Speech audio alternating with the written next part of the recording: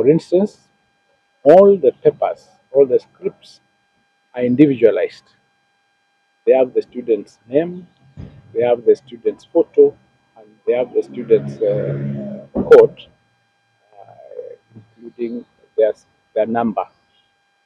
But what is most important is that we have two portions to the script. The first portion that has the details of the student. Once the student has put in their details, it is then perforated, it's plaqued and packed in a separate container, and the main script only has a code. So that as at the time the examiners will be marking, they will not know whose script they are marking, or from where that script comes from, or from which school, or from which region.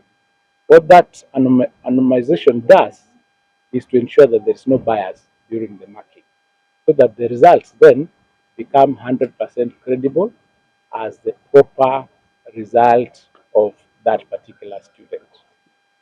That's one feature that is so special this time, that ensures that no student is unfairly discriminated during the marking.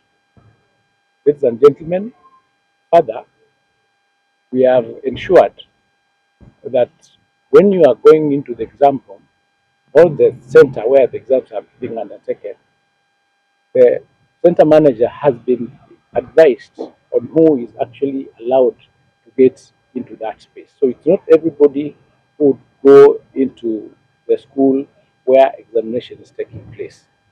And because of this individualization, we have indicated that nobody should enter those spaces with a phone or any recording instrument.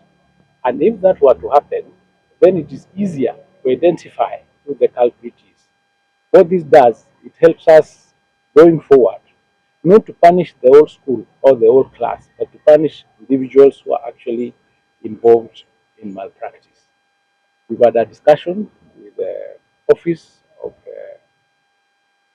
Prosecutor, ODPP, and we've agreed and they are ready in the event of anybody being found engaging in any sort of malpractice or irregularity, legal action will be taken against them, criminal charges will be preferred, and the process of them going through that court process and they found guilty, being jailed will then be part and parcel of it. And once that is done, and if it's a teacher or anybody who's working in the ministry, they will not be able to come back to the profession or to the ministry. So action will be serious action will be taken against those who will be found.